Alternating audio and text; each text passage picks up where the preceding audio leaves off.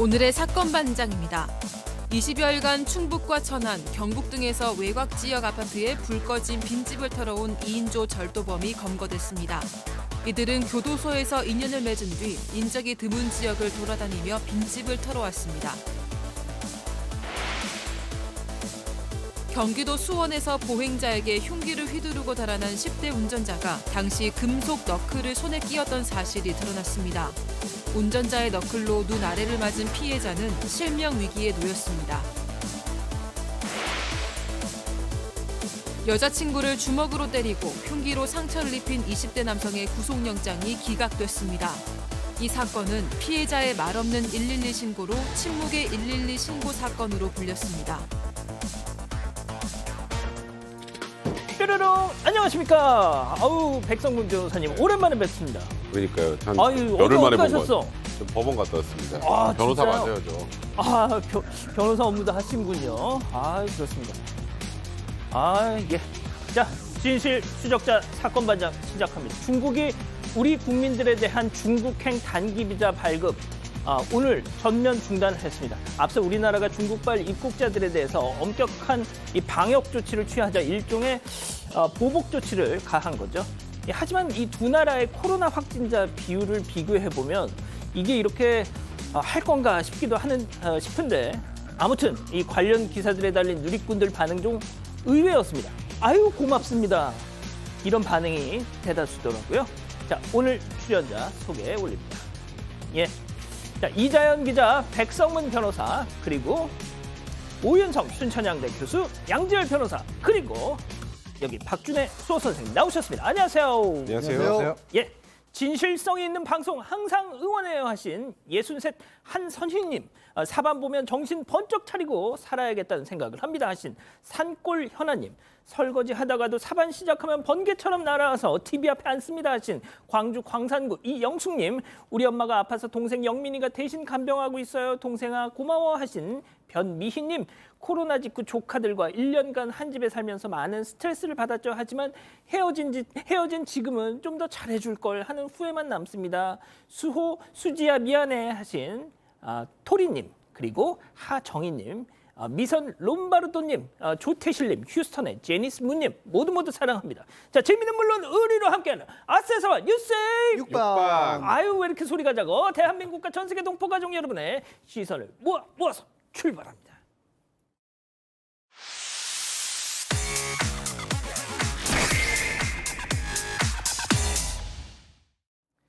첫 번째 뉴스부터 가보죠. 가정 파탄 아이돌 논란. 그렇습니다. 아이돌 그룹 UN 출신, UN이라는 그룹 멤버였죠. 지금은 배우로 활동하고 있는 최정원 씨. 오늘 가장 뜨거웠던 연예 뉴스가 아닐까 싶은데요. 이 최정원 씨로 인해서 한 가정이 파탄났다 이런 보도가 나왔습니다. 네, 맞습니다. 한 연예 전문 유튜버가 최정원 씨로 인해서 한 남성의 가정이 파탄났다 이런 영상을 올렸는데요. 이 해당 유튜버에 따르면 최정원 씨가 지난해 5월에 전 연인이었던 유부녀에게 연락을 해왔다는 겁니다. 그 여성의 남편은 이 최정원 씨가 자신의 아내와 함께 한강에서 술을 마시는 등 불륜 관계를 지속해왔다고 주장했습니다. 이에 이 아내가 불륜 사실을 전부 인정했고 남편에게 각서까지 제출하면서 남편 말대로 최정원을 안 만나고 차단했으면 이런 일이 벌어지지도 않았을 텐데 라면서 사과했다고 했는데요. 이 해당 유튜버는 이 부부가 현재 이혼 소송 중이고 최정원 씨를 상대로 지난해 12월에 손해배상 청구 소송을 제기했다고 밝혔습니다. 자, 그런데 이런 사실이 알려지자 최정원 씨도 당연히 입장을 냈더라고요. 본인의 SNS를 통해서 오늘 반박 글을 올렸습니다. 오래전부터 가족끼리도 알고 지내는 사이였지 연인은 아니다. 그냥 친하게 알고 지내는 동생이었고 뭐 두세 번도 식사를 같이 했지만 불미스러운 일은 전혀 없었다라는 주장입니다. 그런데도 갑자기 제보자가 뭐 폭언 협박을 했고 돈 받아야겠다 이런 식의 내용을 보내는 바람에 굉장히 괴로웠다. 제보자의 일방적 입장이 전해진 것이다라고 했고요. 손해배상 소송 제기를 했다고 하니까 법적인 진실을 밝힐 것이고 추가적으로 법적 책임도 물을 수 있다라는 입장입니다. 그렇군요. 알겠습니다. 자, 두 번째 뉴스 이어갈게요. 한마디로 대략 난감입니다. 말 그대로입니다. 영상 보시죠. 자, 새벽 2시 대전 대덕구 한 취객이 비틀비틀 오더니 야, 너 인생 그렇게 살지 마서 하다가 넘어간다. 아이과당. 아이구야. 아유 이젠 땅이 막 꺼지네. 아유 막 술주정하면서 일어나려던 그 순간 지갑은 뒷주머니에서 저렇게 쓱 빠져나갑니다. 하지만 휴대폰은 꼭 챙기는 남자. 한번 저렇게 오토바이를 내려다 보더니 아 이거 저거 왜 쓰러져 있지 하더니 하면서 또 자기 가던 길을 총총 걸어갑니다. 자, 백 변호사님 지금부터가 중요합니다. 잘 들어보세요. 저 오토바이 주인이 저 취객에게 지갑을 돌려줬습니다. 왜? 흘려놓고 갔으니까. 지갑 돌려주면서 선생님 오토바이 파손된 건 변상해 주셔야죠 했더니 흡사 이 도끼가 니 도끼냐 했을 때 아닙니다 했던 나무꾼 마냥 내 지갑이 아니라고 부인을 했다는 거예요. 야, 이건 좀 이해가 좀 안 되는 사건인데 지금 분명 저희가 흘렸잖아요, 지금. 영상을 또 보고 있잖아요. 지난해 9월 10일에 이제 새벽 2시쯤에 대전광역시에서 있었던 일인데 취객이 지금 전화하다가 아마 벽이라고 착각한 것 같은데 뒤로 누우면서 오토바이가 쓰러졌죠. 그러면서 오토바이는 당연히 파손이 됐는데 일단은 지금 이 지갑을 이 오토바이 주인은 경찰에 와서 넘겨줬습니다. 예. 근데 제가 알기로 저 주인이 와서 또 지갑은 찾아갔다고 하는데 그러면서 오토바이는 자기 쓰러뜨린 적 없다. 그래서 보상은 해줄 수 없다라고 얘기를 했다고 합니다. 저 영상 속 남성은 누굽니까? 그러니까요. 미래에서 온 사람도 아니고. 그런데 문제는 여기서부터입니다. 이게 지금 저 남성에게 과연 형사처벌을 내릴 수 있을까? 그러니까 손괴죄는 고의로 한 경우만 처벌할 수 있지 과실손괴는 처벌 규정이 없습니다. 아 민사로 가나요? 그러니까 경찰이 이거는 고의로 민 건 아닌 것 같이 저희도 보이잖아요. 그럼 민사로 해결하셔야 됩니다라고 했는데 문제는 지금 오토바이 주인은 저 사람 취객으로 알고 있지 이름도 주소도 연락 전화번호도 주민번호도 아는 게 아무것도 없죠. 그러니까 이제 민사소송을 제기하기도 난감한 상태라고 하는데 물론 이론적으로는 경찰에서는 인적사항을 가지고 있는 것 같습니다. 그럼 경찰에 나중에 이제 민사 소송을 제기하면서 사실조회 신청을 해가지고 저 사람의 신원을 밝혀서 소송을 진행해야 되는데 그러면 결국 배보다 배꼽이 더 터질 상황이 되겠죠. 아 이거 그러니까 오토바이 정말 어떻게 해요? 말 그대로 대락 난감인 그런 상황이라고 봐야 될 것 같습니다. 그렇군요. 자, 또 다른 영상 보시죠. 자, 좁은 시골길 저 앞에서 천천히 걷고 계시는 힘겹게 걷는 어르신. 자, 빵! 빵! 하고 클렉스를 울렸더니 아이고 할머니 꽈당. 양 변호사님. 비접촉 사고이긴 합니다만 운전자가 저때 그냥 조금만 기다려줬으면 어떨까 싶고요. 그러게요. 참 모호합니다. 비접촉 사고라는 게 사실 모든 경우에 인정이 되는 건 아니고요. 예를 들어서 뭐 차선을 위반했다거나 신호를 위반했다거나 과속을 했다거나 이런 잘못이 있어서 이게 직접적으로 접촉을 하지 않았어도 접촉했다고 볼 만한 정도의 상황일 텐데 이 경우도 그렇게 봐야 할지 좀 모호한 측면이 있어요. 그러니까 제보자의 자녀 같은 경우, 그러니까 저거는 이제 운전하신 분의 자녀가 제보를 한 건데 저 할머님이 저 보행기 운행이 좀 서투르신 것도 같았다라고도 보이는데 말씀하신 것처럼 조금 더 기다렸다면 아예 깔끔하게 정리가 됐을 텐데 조금 못 기다리는 바람에 게다가 이 고관절 골절이 있는 것 같아서 혹시 더 크게 다치실까 봐 그게 또 무엇보다 가장 걱정이라고 하네요. 그렇군요. 알겠습니다. 자, 세 번째 뉴스 이어가죠. 여기서 이러시면 안 돼요. 그렇습니다. 영상 보시죠. 자, 철조망 틈을 막 벌려가지고 꾸역꾸역 몸을 끼워 넣는 저 남성. 출입문을 묶어놓은 줄이 팽팽 끊어질 듯 팽팽하죠. 자, 결국 들어갔습니다. 성공. 자, 여기가 어디냐? 바로 낚시 금지 구역. 낚시하지 말라는 데서 하려고 기어이 저렇게 그 틈을 벌리고 저렇게 낑낑대면서 들어간 겁니다. 자, 백 변호사님, 애들이야 하지 말라면 더 하고 싶죠. 하지만 딱 봐도 그럴 연세가 아니신데 말이죠. 그러니까 지금 저렇게 CCTV에 다 찍힌다는 걸 알면서까지 저런 상황을 연출하는 건 전 좀 개인적으로 이해는 되지는 않는데 지난 9일에 이제 한 온라인 커뮤니티 SNS에 제보된 영상입니다. 울산의 한 낚시 금지 구역에서 저 낚시하시는 분들이 저 철조망 틈을 뚫고 들어가서 몰래 낚시를 하려고 했던 건데요. 당연히 누리꾼들의 비판이 쏟아지긴 했는데 자, 그러면 낚시 금지 구역에서 낚시를 하면 처벌이 될까요? 일단 그 처벌 안 JTBC에서 했던 검사내전이라는 드라마 기억하시죠? 네네네. 거기 첫 장면이 저거랑 비슷합니다. 어. 검사들이 낚시 금지 구역에서 낚시를 하다가 경찰 오니까 놀라서 물속으로 뛰어드는 장면 나오는데 형사처벌 됩니다. 이거 역시 1년 이하의 징역이나 300만 원 이하의 벌금형에 처해질 수 있는데 이제 이런 일들을 계속하는 건 저렇게 찍혀도 그냥 단속도 제대로 안 하고 처벌도 좀 미비하거나 이런 경우에 아마 계속 저렇게 하지 않을까 싶은데요.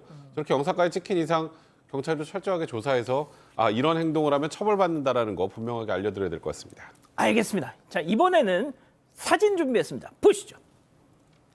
자, 어느 아파트 단지 아닙니다. 서로 쌍라이트를 켜고 마치 분노의 질주라도 찍을 것처럼 대치 중인 저 2대의 차량. 알고 봤더니 야, 너 비켜. 네가 먼저 비켜 하면서 그야말로 치킨 게임 중 그야말로 벼랑 끝 승부. 아하, 이런 한치 물러섬도 없습니다. 자, 이후 경찰이 출동을 했습니다. 결국 각 차주와 면담을 합니다. 사장님 먼저 비키시죠 하면서 자, 결국 후진하는 저 검은색 차량, 흰색 차량 뒤로 길게 늘어선 저 이웃집 차들 좀 보세요. 이게 무슨 민폐입니까? 자, 이 기자. 자, 그런데 저 검은색 차량 후진하려다가 또 열받았는지 20분 동안 또 그대로 멈춰라 했다면서요. 네, 맞습니다. 곱게 빼주지 않았는데요. 한 온라인 커뮤니티에 아파트 자동차 기싸움이라는 제목의 저 글이 올라왔습니다. 퇴근하고 집에 돌아온 글쓴이가 이 장면을 목격하고 글을 올린 거였는데 이 두 차 때문에 퇴근하고 돌아온 다른 입주민 차량까지 쭉 밀려서 피해를 봤다고 합니다. 결국 경찰까지 출동해서 각 차주와 면담을 진행했습니다. 그러면 이제 빼주기 조금이나마 나은 쪽이 빼주는 게 맞잖아요. 정차 중인 차량 수로 밀려서 어쩔 수 없이 검은색 차량이 후진을 하기 시작했습니다. 아하. 그런데 후진하다 말고 갑자기 열이 받은 건지 20분가량 더 버티다가 그 다음에야 어쩔 수 없이 상황이 마무리가 됐다고 합니다. 자, 교수님, 저는 진짜 그 스페인 그 투 경기장에서 서로 이렇게 막 하면서 막 이렇게 뒷발 막 이렇게 하는 것처럼 약간 그런 느낌이었습니다. 차들도 색깔을 잘 맞춘 것 같네요. 흰색하고 그 검은색으로. 네. 그렇게 네. 깊은 뜻이. 네. 사실 예. 이제 이 후진하는 것을 굉장히 자존심 상해하는 그런 상황이 된 것 같은데 어떤 차가 먼저 들어왔는지는 모르겠어요. 그런데 이제 사실 차들이 뒤에 이렇게 저렇게 많으면 봐가지고 그냥 서로가 좀 양보를 해서 해야 되는데 사실 이 밀어 제끼는 데는 두 가지가 있어요. 하나는 뭐냐면 소신이죠. 분명한 원칙과 논리를 바탕으로 한 소신이 있고요. 그다음에 이 고집이라고 하는 것은 철저하게 자존심에 의존을 하는 겁니다. 그래서 우리가 이제 소신불통이란 말은 없는데 고집불통이란 말은 있죠. 그러니까 지금 이제 경찰까지 출동해서 사장님 좀 빼시죠 해가지고 빼긴 뺐는데 20분 동안 더 정차했다라고 하잖아요. 예. 그게 뭐냐면 분위기상 자기가 후진을 하긴 했지만 또 자존심이 발동을 한 거예요. 그래서 제가 볼 때는 이 운전을 하는 그 운전면허증을 갖고 있으니까 성인인데 조금 이제 정신적으로 이 양보를 갖다 할 줄 모르는 그런 입장에서 자기가 그걸 갖다 극복을 못 하니까 제가 볼 때는 집에서 좀 명상을 자주 하시는 게 좋을 것 같습니다. 알겠습니다. 자, 네 번째 뉴스 또 이어가 볼게요. 과자 때문에 눈물 펑펑입니다. 이건 해외에서 지금 화제가 되고 있는 영상인데 함께 보시죠. 자, 손에 과자를 쥐고 입에 갖다 대는 아이입니다. 이상하게 먹지는 못하면서 칭얼대기만 하고 있어요. 고지는 바로 코앞인데 그렇습니다. 바로 페이스 쉴드가 과자를 가로막고 있는 겁니다. 답답한 마음에 요리조리 손도 바꿔가면서 입 벌리고 혀를 내밀어봐도 진짜 그야말로 크림의 떡. 아이고, 아이가 어쩌다가 양 변호사님. 저거 순간 움직일 때 보시면 19라는 글자가 보입니다. 모자에. 아이가 코로나19 때문에 페이스 실드를 쓰고 있는데 아이가 그걸 어떻게 이해를 하겠어요. 이제 뭐 보니까 그렇죠. 볼이나 같이 지났으려나. 베트남 매체에서 지난 9일 날 보도를 해서 이걸 소개를 해서 전 세계적으로 화제가 되고 있는 안타까운 아이의 사연입니다. 울어주세요, 같이. 양 변호사님 왜 이렇게 감정이입을 세게 하세요? 너무 안타까웠잖아요. 예, 본인의 어렸을 때 또 그 기억이 새록새록. 그렇습니다. 19 보이죠, 19. 예. 모자에. 알겠습니다. 자, 마지막 사연 또 이어갈게요. 감사 인사 하는데 지칩니다 하는 이거 또 어떤 사연일까요? 이게 감사 인사를 계속 받고 싶어하는 시어머니 때문에 고민이다 이런 며느리의 사연인데요. 이 생일마다 며느리에게 용돈으로 10만 원씩을 입금해 주신다고 합니다. 이게 남편 통장으로 입금이 돼서 남편과 며느리가 둘 다 감사 인사를 드린다고 하는데 그런데 이 시어머니가 생일 전날, 생일 당일 그리고 생일이 지나서까지 계속해서 연락을 한다고 합니다. 계속 연락하는 이유는요. 다름 아니라 감사 인사를 받기 위해서입니다. 일단 당일에는 자신이 준 용돈으로 맛있는 거 사 먹어라 하면서 연락을 하시고요. 생일 지나고 나서는 용돈으로 뭐 했냐 하면서 다시 한번 연락을 하신다고 합니다. 철없이 용돈만 받아서 사는 것도 아닌데 자꾸 감사 인사 받으려는 시어머니 때문에 힘들다는 입장입니다. 자, 이건 이제 그 며느리가 느낀 그냥 감정, 주장이죠. 알겠습니다. 자, 기다리고 기다리셨던 푸처 핸즈업 타임. 우리 가족 여러분들도 채팅창에 OX로 함께 참여해 보시죠. 먼저 며느리입니다. 어머니, 생일 용돈 안 주셔도 되고요. 마음만 받을게요. 제발 1절만 해주세요. 용돈 주시기 한 달 전부터 전화에 카톡에 좀 너무 생색내신다고 생각되지 않으십니까? 동그라미. 예, 아예 안 돼. 늦었어. 늦었어요. 아니야. 이거는 아닌 것 같아요, 양 변호사님. 그게 아니라 비겁합니다. 예. 여기 써 있는 거랑 순서가 바꿨어. 아니에요, 양 변호사님. 알았어요. 들어보세요. 자, 다음은 시어머니입니다. 아이고, 내가 이제 하다 며느리한테 푼돈 주고 생색내는 사람으로 취급받네. 아이고, 기껏 생각해서 생일 용돈 줬더니 CM이를 아주 잡어. 아이고, X, 양 변호사님. 예. 나 숨막혀. 예. 뭐가 그래. 좋습니다. 바로 그겁니다. 낙장 해야죠. 불입 일수불태. 자, 오 교수님부터 한 말씀해 주시죠.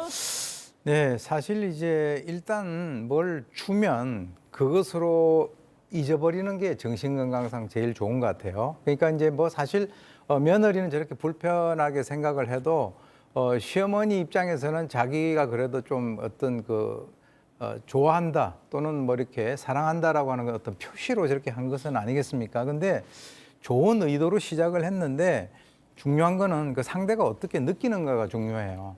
그러니까 이제 이게 생일 전날, 당일날 지나고 연락을 해가지고 너 이거 사 먹어라. 그 얘기 안 해도 다 사 먹습니다. 그리고 너 뭐 먹었냐? 그것도 이렇게 얘기하는 게 불편하다는 거죠. 그래서 제가 볼 때는 또 만약에 이제 시어머니 같은 경우 상당히 이 서운하고 섭섭하다 이렇게 생각하실지 모르겠는데 예. 그거는 자기를 갖다 대단하게 생각을 하는데 상대가 알아주지 않기 때문에 서운하고 섭섭한 거거든요. 그래서 공이라고 하는 것은 내세우는 그 순간 사라집니다. 그래서 네. 내가 이렇게 배려를 했는데 너 이렇게 알아주지 않는 거냐라고 이거 분노하시면 정신 건강이 나빠지니까 일단 주시고 그리고 그 다음에는 묻지 마시는 게 그게 아들을 보호하는 거예요. 그렇군요. 자, 우리 백 변호사님. 저는 이제 시어머니가 보니까 좀 소통을 하고 싶어 하시는데 방식이 틀린 것 같아요. 그 용돈 주면서 요 정도 주면 내가 그래도 최소한 3번 얘랑 연락하면서 이런저런 얘기를 할 수 있겠지라고 생각하시는 것 같은데, 물론 시어머니 마음은 충분히 인사가 됩니다만 이게 상대방이 느끼기에 생색낸다고 느끼게 되는 순간 어머니의 소통의 꿈은 산산이 부서집니다. 저는 이 어머니의 방식이 잘못됐다 이런 생각이 드네요. 자, 우리 소수 의견으로 정말 나도 궁금하네요. 궁금합니다, 양 변호사님. 예? 의견 아닌 의견인데 이 시어머니가 예. 설마 감사 인사 받고 싶어서 연락을 했겠어요. 며느리가 평소에 연락을 너무 안 하니까 아들내미도 연락을 너무 안 하니까 아들 통장으로 입금시켜놓고 그 핑계 삼아서 니들 좀 잘 지내지라고 그렇게 몇 번 전화를 하신 것뿐이죠. 지금 채팅창에 양지열 퇴출 막 진짜 서명합시다 지금 막 나오고 있어요. 자, 이 기자, 우리 가족 여러분들, 농담이었고요. 우리 가족 여러분들 반응. 네, 일단 맹구님은 1년에 몇 번이나 그러신다고 그냥 감사 인사 좀 하지라고 말씀하셨고요. 남원사는 군산땡님은 나도 생색내는데 좀 찔리네요라고 말씀하셨습니다. 이H님은 어머님 남편 계좌 말고 제 계좌로 보내주세요. 10원도 못 썼어요라고 하셨고, 안미숙님은 10만 원이라 그렇습니다. 100만 원 이상이면 20번 인사드릴지도. 깊은 뜻인데요. 깨치 바로 그겁니다. 우리 우리 시청자들 어머니 정말 좋은 진짜 조언이네요. 참고하셨으면 좋겠습니다. 자, 수원 사시는 나노공학 전공 대학생 박소영님 보고 계신가요? 얼마 전 군에 간 남동생이 처음 휴가를 나왔는데 본가가 부산이라서 만나지 못하셨다고요. 요즘처럼 춥고 눈도 많이 오는 날 남동생이 특히나 걱정되신다고 하셨습니다. 동생아, 다음 휴가 때는 꼭 부산 내려갈게 하셨어요. 워너비, 이곳은 혼자가 아닌 함께 성장을 나누며 미래의 성공을 꿈꿀 수 있는 연결의 세상. 연결은 힘이 세다. 워너비 그룹. 서도 산불 피해가 발생하고 있습니다. 대리님, 왜 이렇게까지 가는 거예요? 다 우리잖아요. 우리? 그렇게 101개 사업에 우리금융미래재단 출범까지 우리가 간다. 우리금융그룹.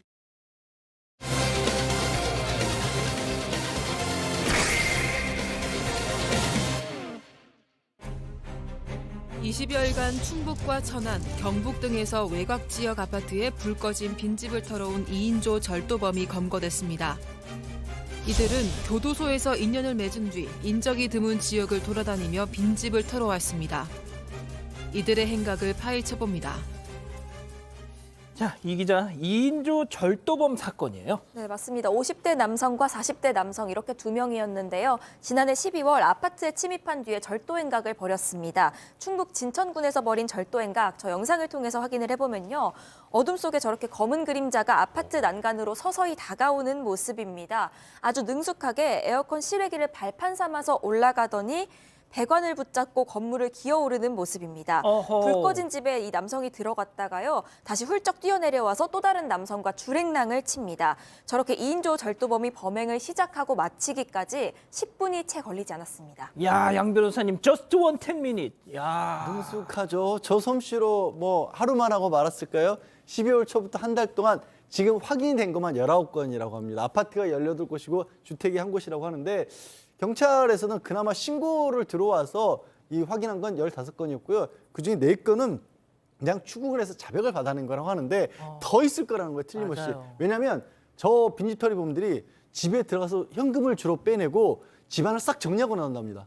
그러니까 잃어버렸는데도 내가 이거 5만 원 어디다 뒀지? 그러고 계신 분들도 있다는 얘기예요, 지금. 진짜. 아니 진짜 우리 이 충북 진천 이쪽에 사시는 우리 가족 여러분들 계시면은 혹시 집에 귀중품 뭐 이런 거 좀 한번 좀 보셨으면 좋겠습니다. 자, 그러면 이자들의 이 범행 수법이 어땠는지 담당 경찰의 얘기 잠깐 들어보시죠. 불이 꺼진 빈집을 노려서 베란다 난간을 타고 침입하는 수법입니다. 층은 거의 저층을 노리기는 하는데 6층까지도 올라간 것도 확인됐거든요. 맨손으로 장갑 끼고 이렇게 올라갑니다. 잠긴 문은 드라이버를 이용해서 이제 문을 손괴한 뒤에 침입을 하고요. 일반인은 진짜 상상할 수도 없는 높이까지 올라가니까 이 수법이 되게 전문적인 것 같았습니다. 들으신 것처럼 아파트 6층까지 그냥 맨손으로, 그리고 다른 무슨 범행 도구도 필요 없어요. 일자 드라이버. 이 대도 조세형도 일자 드라이버 하나로 다 뚫었었지 않습니까? 예, 그러니까 이제 정가가 있는 그런 범죄자답게 범행을 상당히 치밀하게 준비를 하고요. 그리고 전문적으로 터는 것 같이 보이는데요.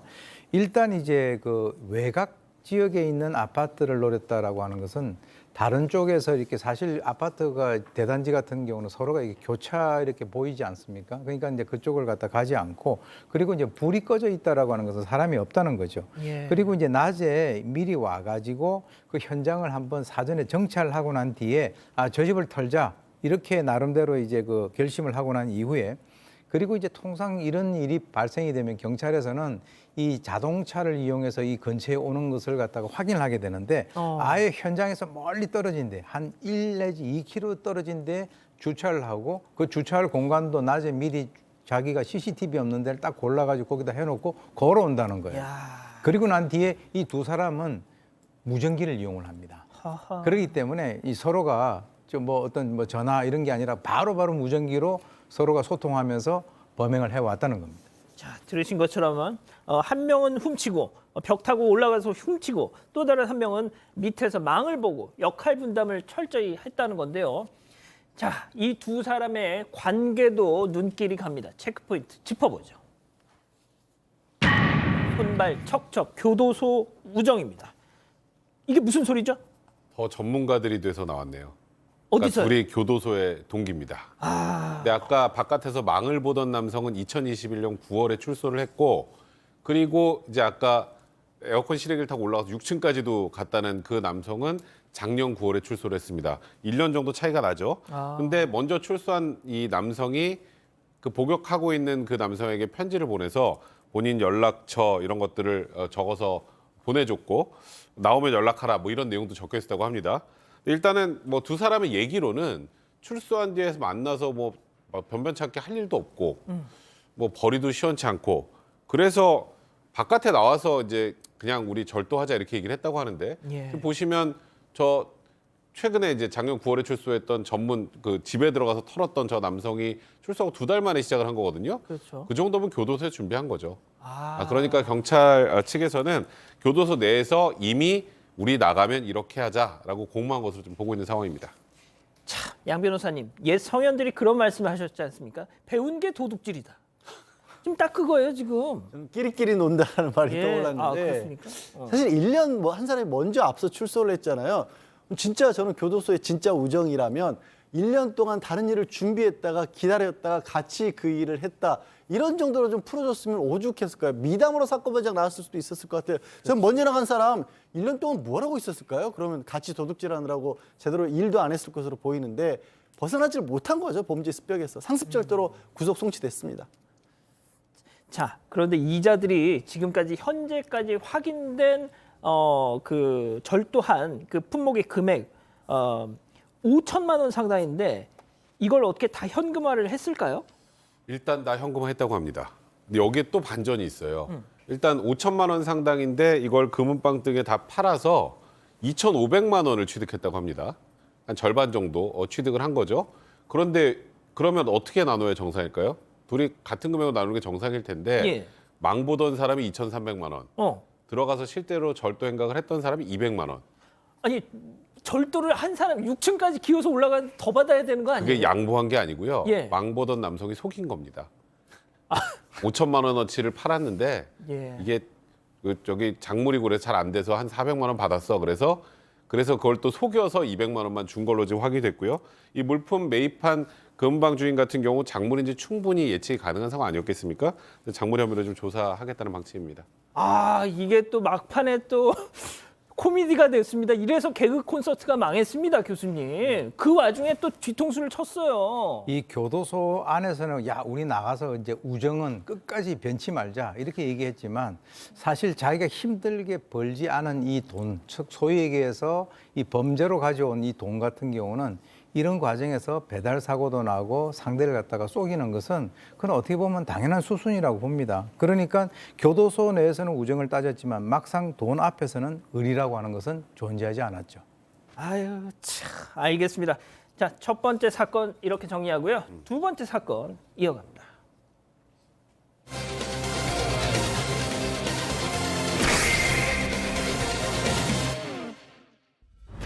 경기도 수원에서 보행자에게 흉기를 휘두르고 달아난 10대 운전자가 당시 금속 너클을 손에 끼었던 사실이 드러났습니다.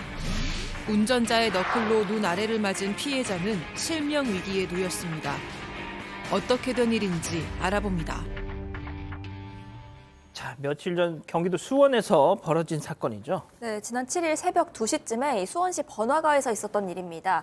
흰색 승합차 한 대가 후진을 하다가 뭔가를 충돌했는데요. 알고 보니까 남녀 일행을 친 거였습니다. 이 피해자들은 집으로 돌아가던 남녀 일행이었고요. 이 남녀가 차량 쪽을 쳤으니까 흘낏 쳐다보다가 돌아섰는데 갑자기 문이 열리면서 운전자가 내렸습니다. 그리고 이내 이 피해자 중 남성의 얼굴을 향해서 주먹을 휘둘렀습니다. 자, 지금 내려서 다가오더니 예, 지금 주먹을 휘두르는 모습이고요. 그런데 이게 맨주먹이 아니었습니다. 너클이라는 금속 무기를 끼고 있었다고 하는데 이 피해 남성이 하필이면 안경을 쓰고 있었습니다. 그래서 왼쪽 눈 아래를 가격당해서 크게 상해를 입었습니다. 자, 이게 처음에 MBC 보도로 지금 알려진 사건인데 말이죠. 자, 너클. 정확히 너클이 뭔지 좀 설명 좀 해주십시오. 이거는 저는 이걸 써서 상대방을 폭행할 때 사용하는 거 많이 보진 못했는데 이 손가락 4개의 이 뼈를 좀 강화시키기 위해서 금속으로 이 구멍에 내구를 뚫어서 약간 이렇게 돌출되게 만드는 거예요. 저거군요. 그러니까 저걸로 폭행을 당한다면 일반 주먹으로 폭행을 당한 거하고 강도는 상상을 초월하게 더 강하겠죠. 그리고 저 손가락 그 뚫려 있는 부분 끝을 잡고 때리면 이제 사정거리도 좀 길어진다고 하고 뭐 예를 들어서 맨손으로 격투할 때 실제로 잘못 때리면 뭐 손 부러진다는 얘기 하잖아요. 그걸 보호하기 위한 거라는데 저건 명백하게 무기라고 해야겠죠. 와, 저걸로 그냥 아무런 방비가 안 돼 있던 피해자 얼굴을 향해서 보통의 지금 보신 것처럼 그 영상에서 어떤 실랑이도 없었습니다. 그냥 차에서 내리자마자 자, 피해자분의 상태가 걱정이 되는데 잠깐 그 피해자 측 얘기 좀 들어보시죠. 눈 밑에 광대뼈랑 그 눈 앞쪽 그런 뼈 있잖아요. 그 동그랗게 안화 부분. 그 부분이 이제 무너져 내린 그 다 골절된 상태. 그 눈만 보는데 한 달 정도 걸릴 것 같고. 그래서 안화골절 수술은 지금 당장은 못하니까 한 달 정도라고 생각하면 된다고 하더라고요.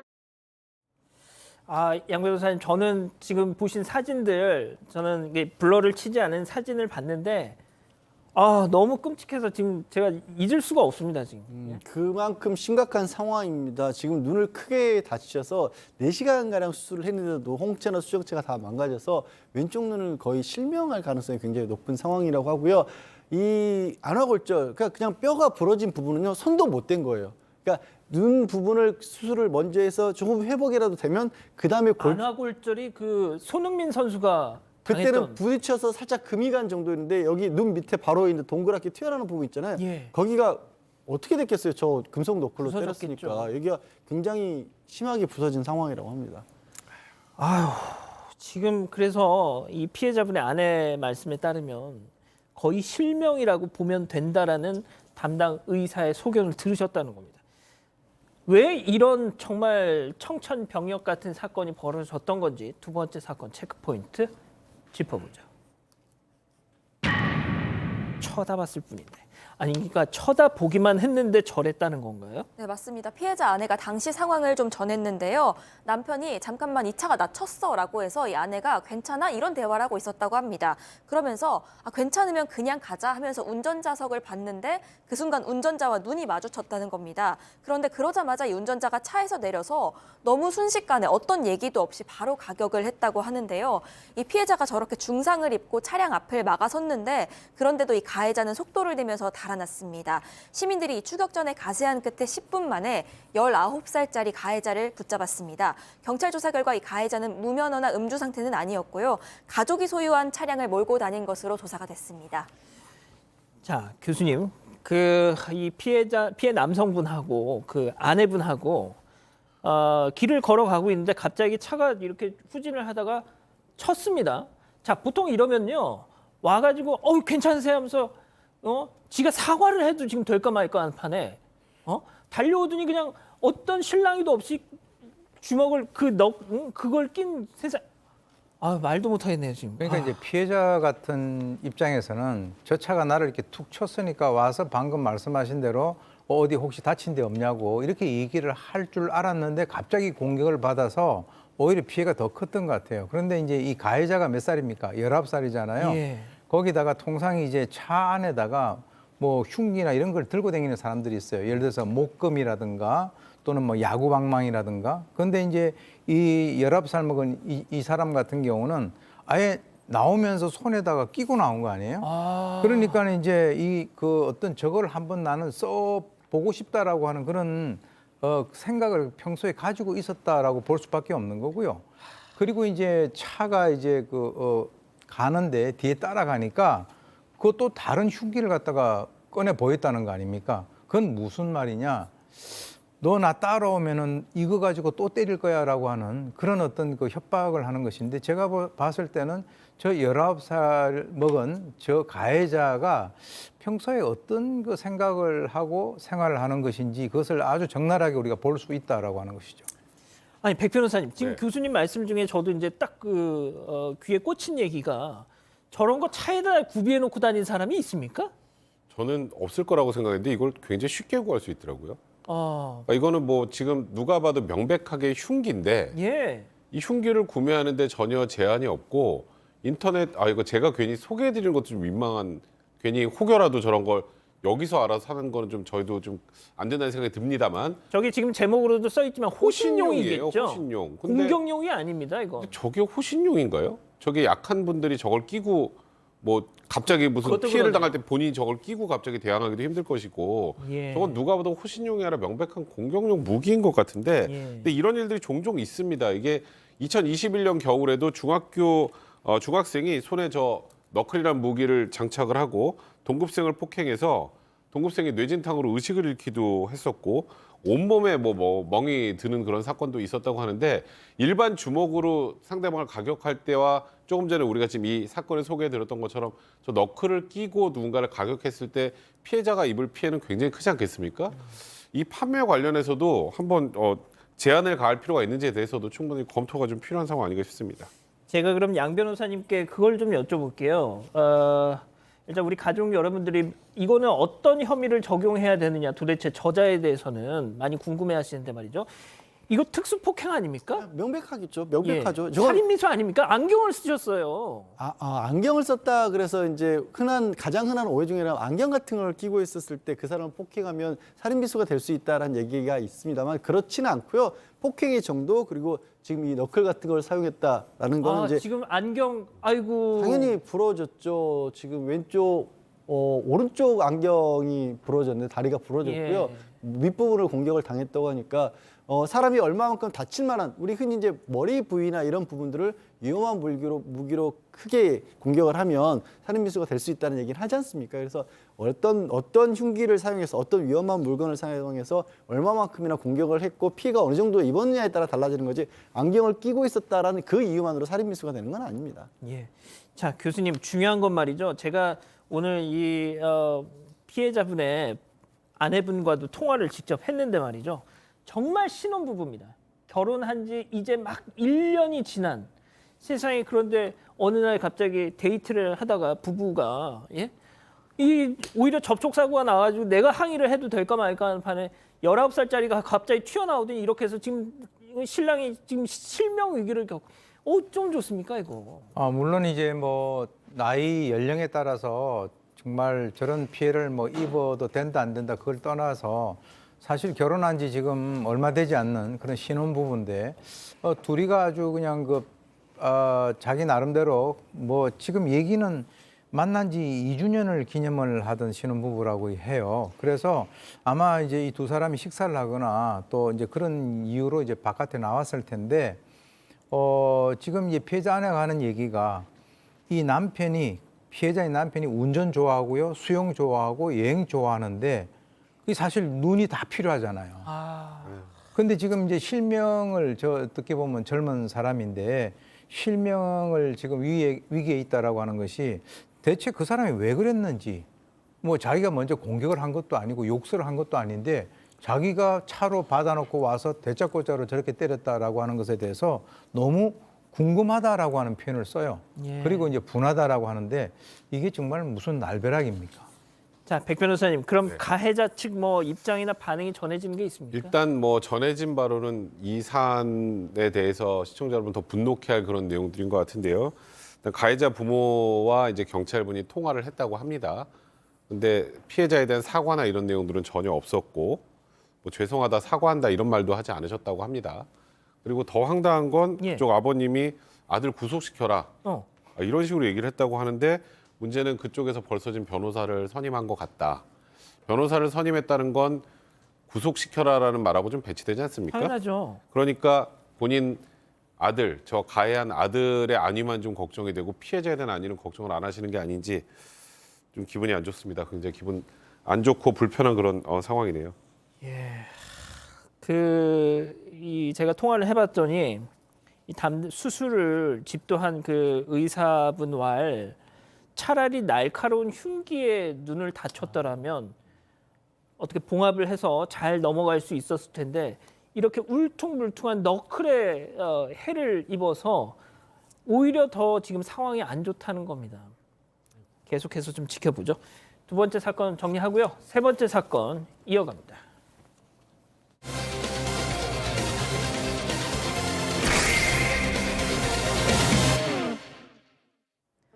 지난 5일 오전 8시 112로 걸려온 한 통의 전화.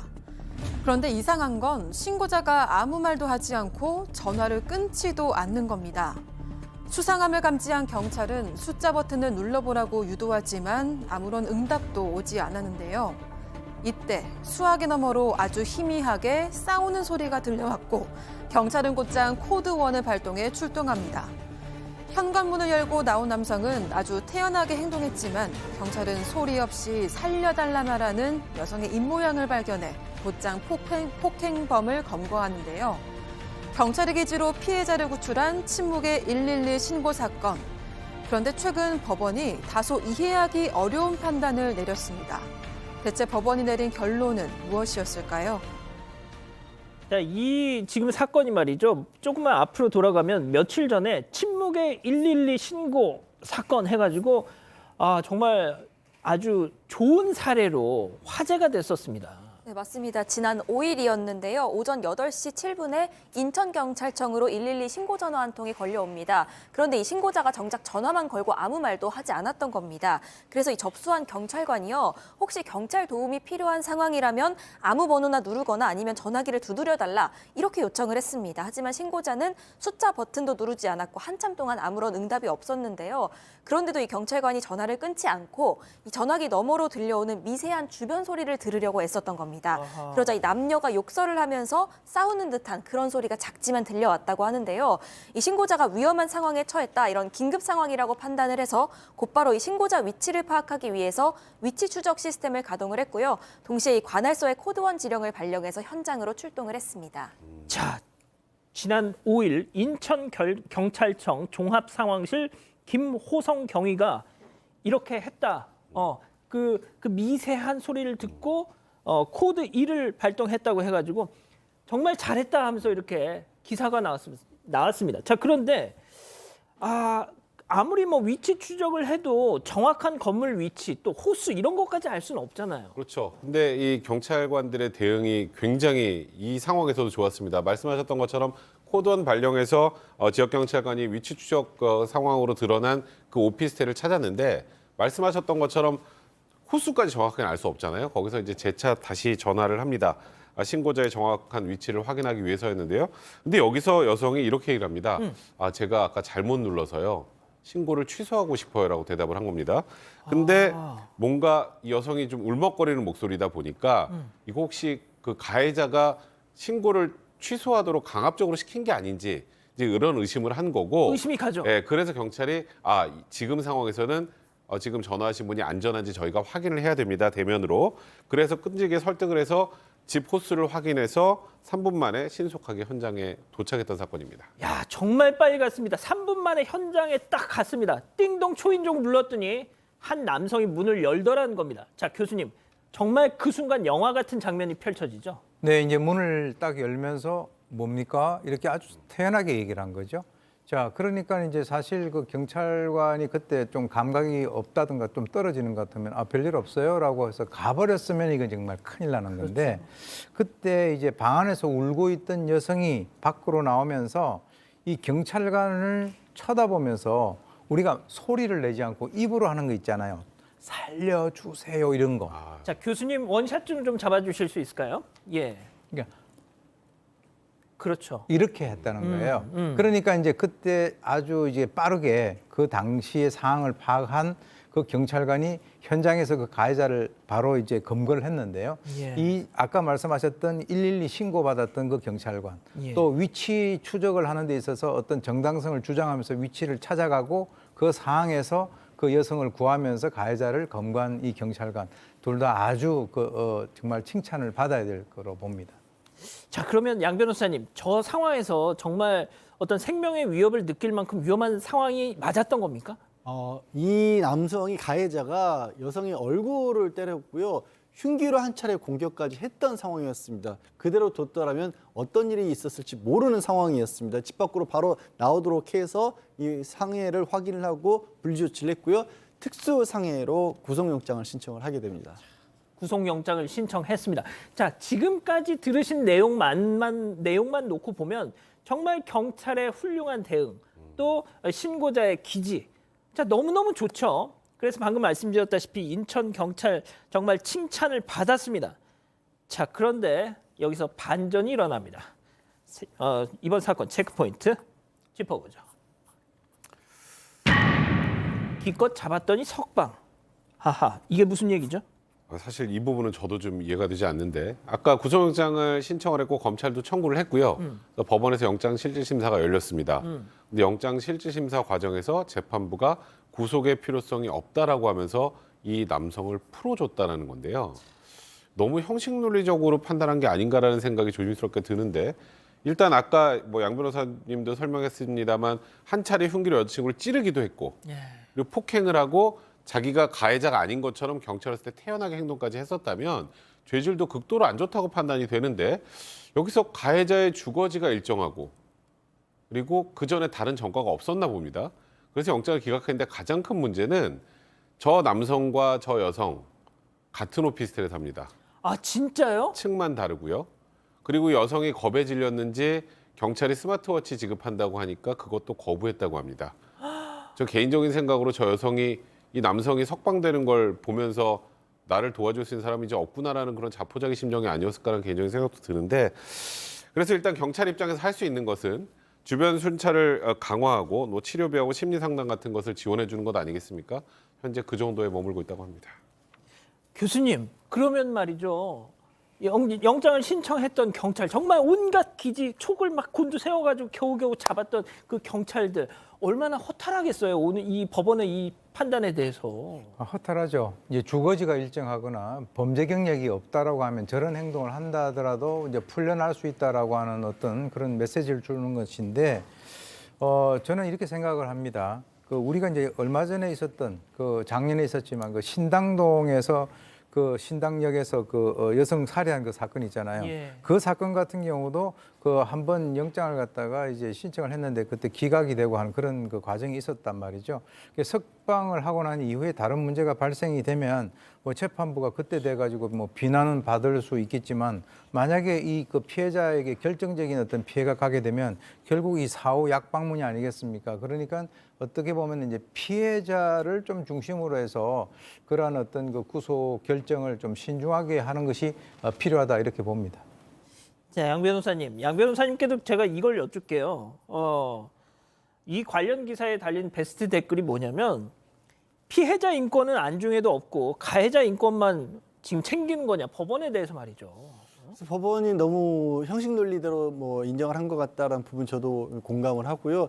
거기에 더해서 지금 이런 부분에서 좀 법의 흠결이라고 해야 될 부분이 좀 하나 있습니다. 뭐냐면 그러니까 가정폭력 법령이라고 예를 든다면, 가정폭력 같은 경우에는 경찰이 조금 더 적극적인 조치를 취할 수 있는 제도적인 장치가 많이 돼 있어요. 그런데 이 부부가 아닌 사이에 남녀 사이에 문제가 생겼을 때 적극적인 조치를 취할 수가 없고 일반 법으로만 이거를 또 맞설 수밖에 없거든요. 그래서 그 범위를 좀 넓혀야 한다. 교제 중인 남녀 사이에는 그런 논의는 끊임없이 있는데 국회에서 아직까지 이게 적극적으로 받아들여지지 않고 있습니다. 그 제도적인 뒷받침이 됐으면 경찰도 추가적으로 할 수 있는 일이 더 많을 거예요. 아니 근데 들으신 것처럼 같은 오피스텔에 층이 다른, 지금 5층, 3층 이렇게 산다는 거 아니에요. 네. 세상에, 근데 주거지가 일정하다고 영장 그러니까 제가 그래서 아까 영장 기각한 그 재판부에서는 아마도 그냥 너무 형식 논리적으로 판단한 것이 아닌가 싶은데, 말씀하셨던 것처럼 이 부분도 분명히 고려돼야 될 부분이거든요. 이 남성 당연히 반성한다고 하고 다시는 그러지 않겠다고 했겠죠. 그런데 지금 조금 전에 우리가 이 사건 설명하면서 했던 굉장히 위험성을 내포하고 있는 그런 남성이라면 그런 부분들에 대한 고려나 또 피해자에 대한 안위 같은 것도 좀 영장 발부 여부를 결정하는 좀 더 고려가 됐었으면 하는 아쉬움이 남는 건 분명히 사실입니다. 알겠습니다. 저희가 계속 좀 지켜보겠습니다. 오늘 사건 이렇게 정리하고요. 다음 사건연구소 이어갑니다.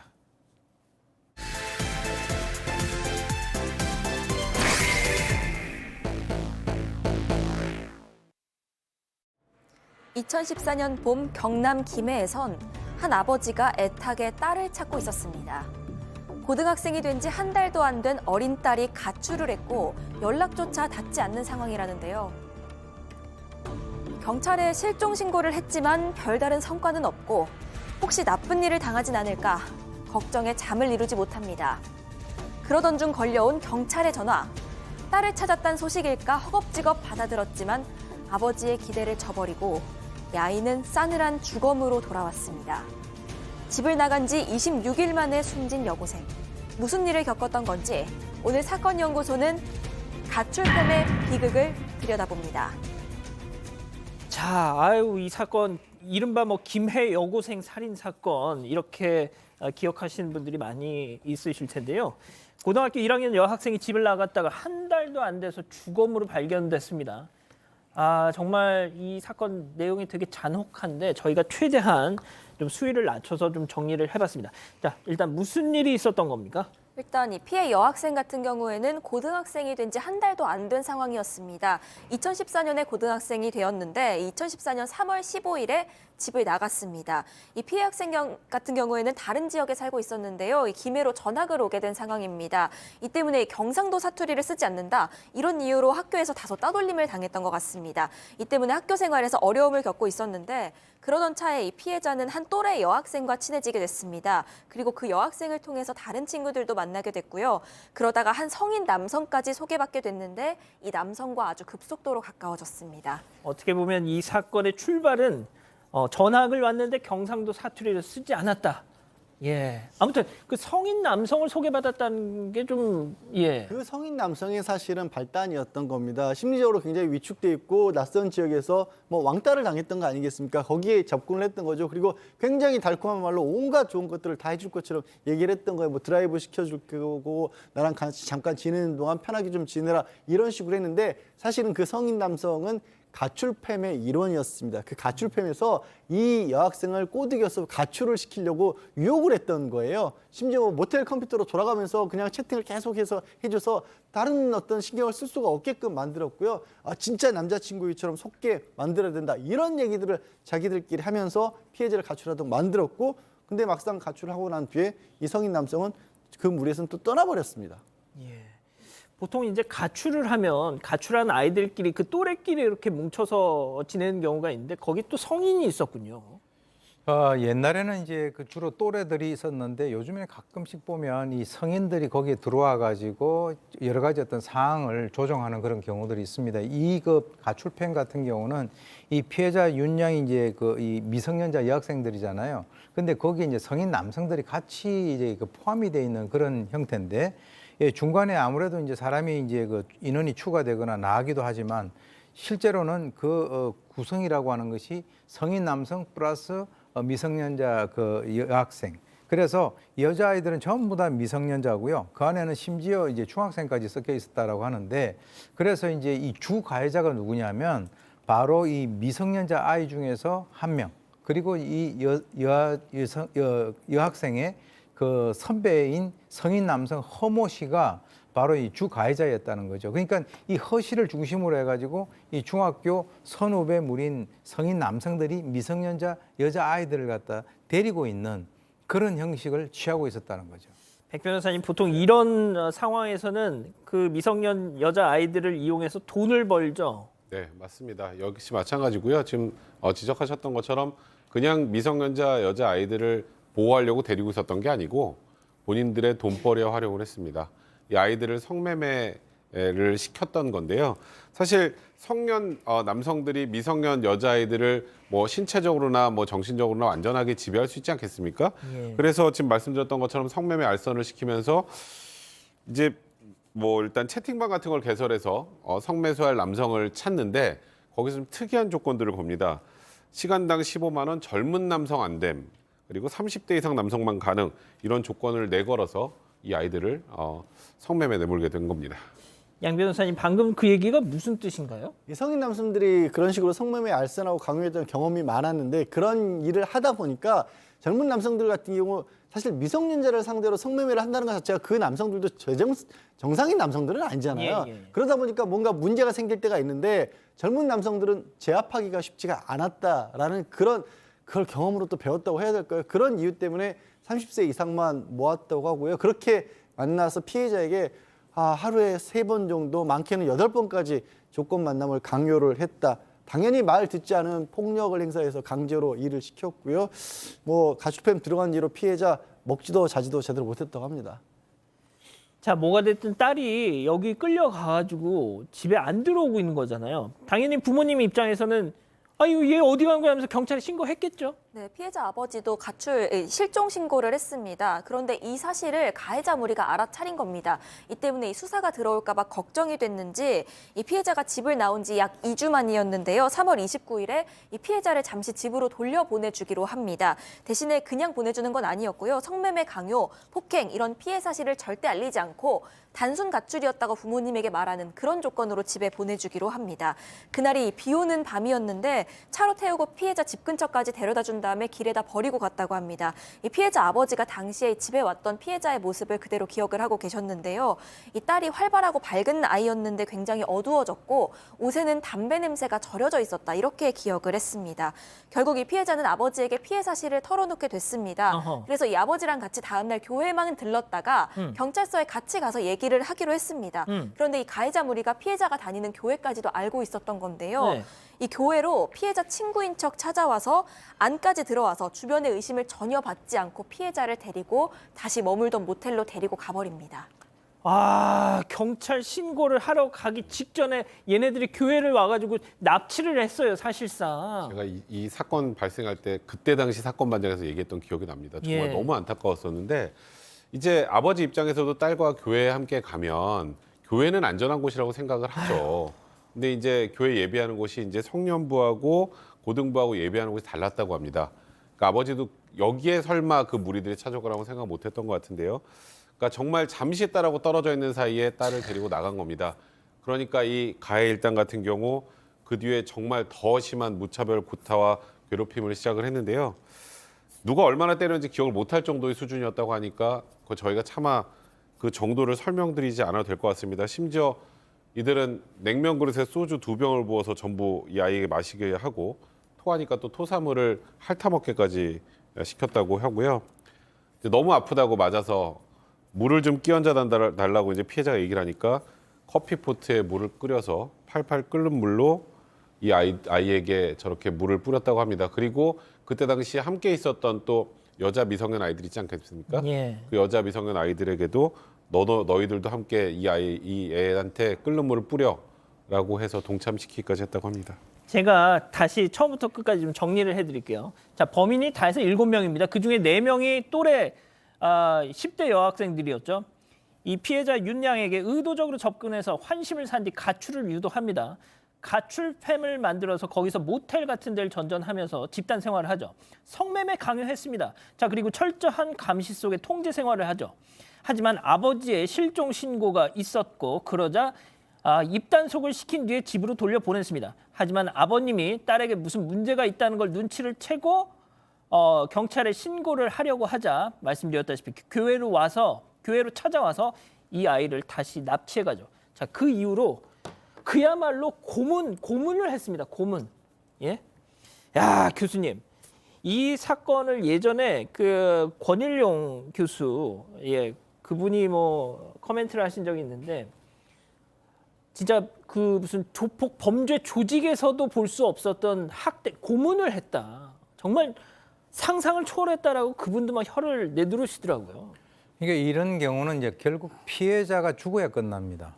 그리고 이제 너무나 그 조직 내에서 가혹 행위를 계속 하다 보면 거의 마비가 돼버리는 거죠. 자기가 하고 있는 이런 것들이 얼마나 잔혹한지를 갖다가 모르는 거예요. 그래서 이 10대 여학생들 중에서도 나도 저렇게 피해를 입을 수 있다라고 해서 거기에 이제 그 가학 행위에 이제 가담을 하는 건데요. 그걸 갖다 우리가 이제 청소년 범죄에서 조직의 충성이라고 이렇게 얘기를 합니다. 그런데 심지어는 이 가해 여학생 중에서 한 명이 그 상태가 너무 나쁘니까 이거 좀 경찰에 신고를 해야 되지 않느냐라고 해가지고 경찰에 찾아까지 갔다는 거죠. 찾아갔는데 이제 결국은 자기도 이 성매매를 했기 때문에 혹시 처벌을 받을 수도 있다라고 하는 그 얘기를 듣고 글쎄요, 이 신고를 포기를 하고 범행에 또다시 가담을 했다라고 하는데 글쎄요, 이 피해를 가하고 피해를 당하다 보면 나중에 누가 피해자인지 가해자인지 그야말로 역할이 혼재돼 가지고 아주 뒤죽박죽이 되는 그런 상황이 된 것입니다. 양 변호사님, 결국 이 피해자 윤양은 사망을 했습니다. 이 사건이요. 인간이라는 동물이 얼마나 잔인해질 수 있는지를 그냥 보여주는 사건 같아요. 이 사망하게 된 그날도 어떤 일이 있었냐면 피해자를 차에 태우고 돌아다니다가 이런 질문을 했다는 거예요. 너 이러다가 죽으면 우리 중에 누구 같이 저승으로 데려갈래? 이런 질문을 했다라는 거죠. 그래서 피해자가 또 대답 안 하면 맞으니까 그 중에 한 명을 얘기를 했다라는 거예요.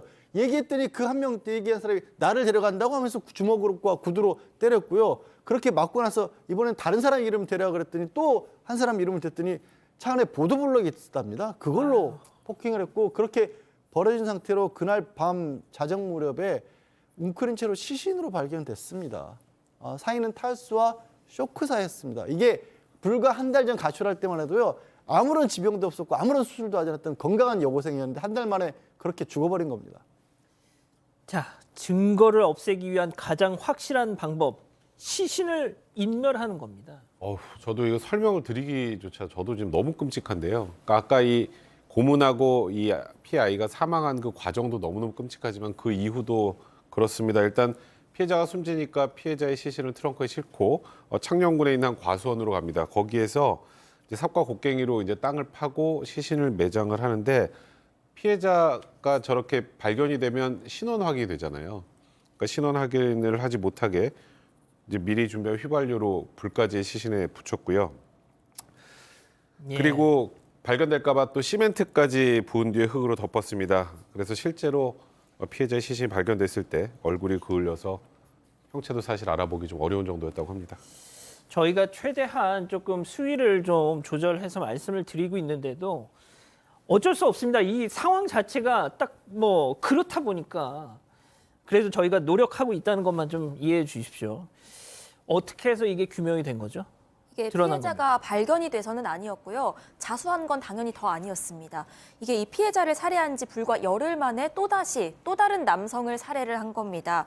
이게 조건 만남을 하러 나온 남성이었는데요. 뭐 금품을 요구하려고 납치해서 폭행을 하다가 숨졌습니다. 그런데 이 경우에는 시신을 그대로 차에 유기하고 도주를 했습니다.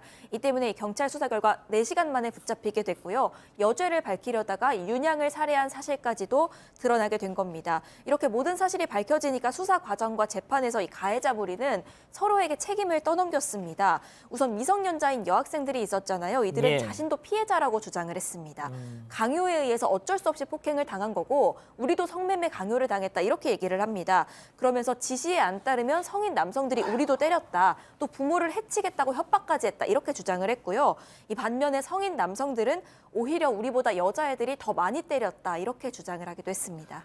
또래 여자애들은 우리가 이렇게 안 하면 저 성인 남성들이 우리를 못 살게 굴어서 어쩔 수 없이 그렇게 했어요. 이 성인 남성들은 아니에요. 저 동갑내기 쟤네 또래 애들이 더 저희보다 많이 때렸어요. 학대했어요. 교수님께 제가 말미에 다시 여쭤보겠고요. 자, 양 변호사님. 어떤 법의 처분을 받았습니까? 성인 남자들 중 2명은 무기징역이었고 1명은 징역 35년 선고를 했고요. 이 미성년자인 여학생들도 죄질이 결코 가볍지가 않죠. 중학생들은 장기 7년, 중학생이 아닌 미성년자들은 장기 9년형의 각각 소년법에 따른 처벌이지만 무겁게 처벌을 받았습니다. 이게 참 이미 나왔어요, 교수님. 예, 쟤네들. 예? 그렇습니다. 저도 이제 사건반장 보고 있을 겁니다. 어떤 사건을 분석하면서 도중에 포기한 사건이 하나 있는데요. 일본에서 발생됐던 이와 상당히 유사한 사건입니다. 근데 이제 일단 이 여학생들이 저 사람이 시켜서 그랬어요. 우리도 피해자예요. 이렇게 얘기를 하지만 실제로 이제 이 스탠포드 대학에 있는 교도소 실험이라든가 예일대에 있는 스테니 밀그램 실험 이런 걸 통해서 보면 어떤 명령에 따라서 잔혹 행위를 갖다가 할 수 있다라고 하는 것이 인간의 본성이다 이렇게 얘기는 하고 있습니다만 사실은 그거하고는 아주 이렇게 정확하게 부합되는 것은 아니고요. 여기 있는 사람들은 지금은 다시 나와서 어떻게 생활하고 있는지는 모르겠지만 적어도 그 상황에서는 전부 다 하나하나 모두가 악마였었다. 이렇게 보입니다. 예, 알겠습니다. 정말 너무 가슴이 아프고 믿기지가 않습니다. 오늘 사건연구소 이렇게 정리하고요. 글로벌픽 이어갑니다.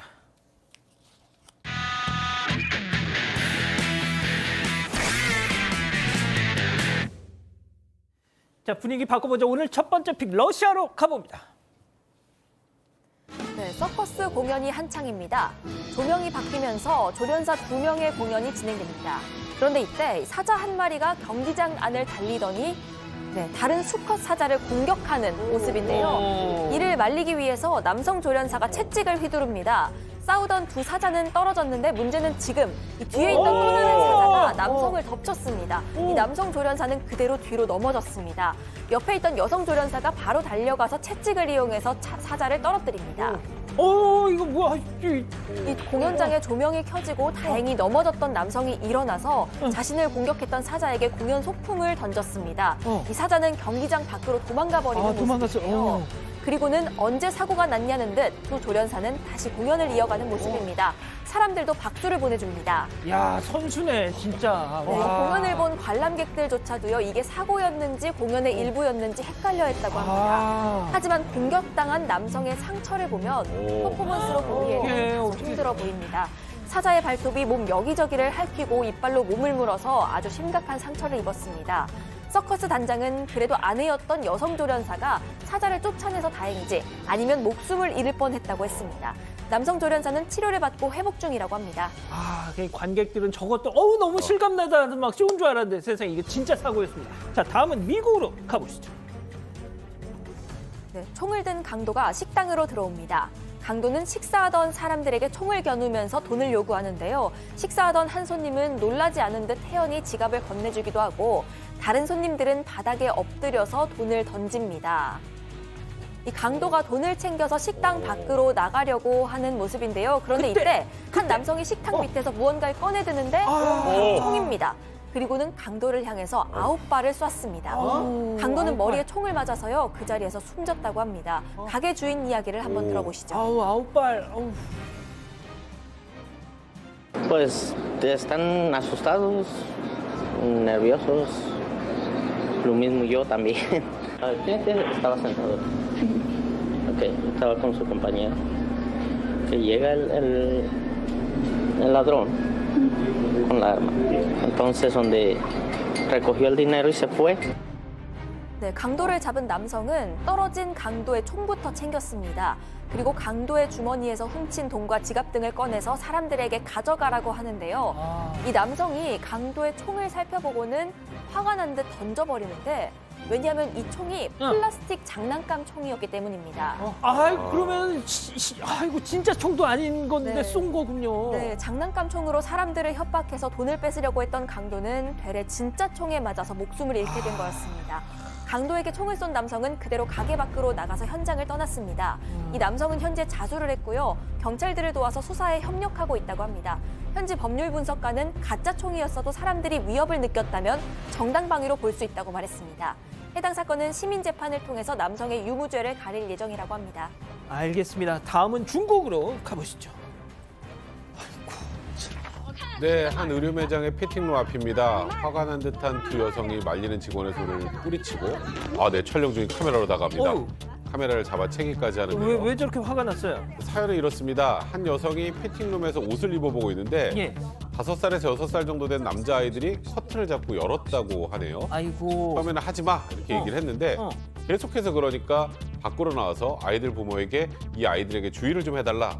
이렇게 얘기를 한 겁니다. 부모가 말렸어야죠, 애들을. 근데 여기서부터가 문제인데요. 이 부모들 적반하장 태도로 여성에게 아니 애들이 그럴 수 있지 뭐 이걸 따지냐 오히려 욕을 했다고 합니다. 이를 찍으려고 카메라를 켜자 조금 전에 보셨던 것처럼 휴대폰을 뺏으려고 했던 거죠.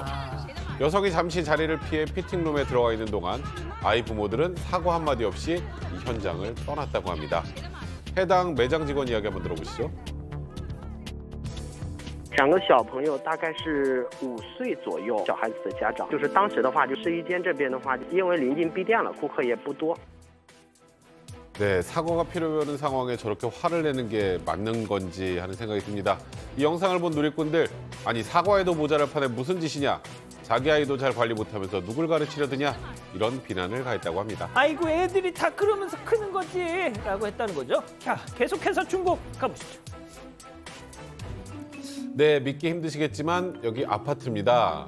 창문이 있고 빈틈없이 꽉 들어찬 침대도 있습니다. 네, 싱크대에 샤워기도 싱크대 달려있네요. 네, 한 남성이 싱크대 바로 맞은편에 있는 변기에 아주 어정쩡하게 앉아서 밥을 먹는 신용을 합니다. 변기 앞에 싱크대. 임대업자가 나노 아파트라고 홍보하는 이곳. 2평도 채 되지 않는 원룸입니다. 3층짜리 아파트 창고를 개조해 만들었다고 하는데요. 월세는 380위안, 우리나라 돈으로 한 7만 원 정도입니다. 비싸. 저거에 비해 비싸네요. 네. 이 동네 주변 시세가 한 40만 원 된다고 하는데 7만 원이면 일단 싼 거라고 하네요. 그래도 저게 어떻게 사나? 저분은 만족해하는 것 같아요, 표정을 보니까. 네, 영상을 찍어서 홍보하는 임대업자입니다. 네, 화장실에 앉아서 동시에 요리도 할 수 있다. 최대한 알차게 구성했다. 누가 볼일 보면서 요리를 할까 싶긴 하네요. 또 임시 거처용으로도 추천하면서 이주 노동자들이 살 것 같은 곳이라고 표현해서 문제가 되기도 했습니다. 알겠습니다. 아유, 그래도 좋다고 웃고 계세요. 자, 사랑하는 사건반장 가족 여러분, 따뜻한 밤 보내시고요. 저희는 내일도 별이 6개 반, 4반, 6반, 저녁 6시 반 다시 옵니다. 자나깨나 코로나 조심. 안녕히 계십시오.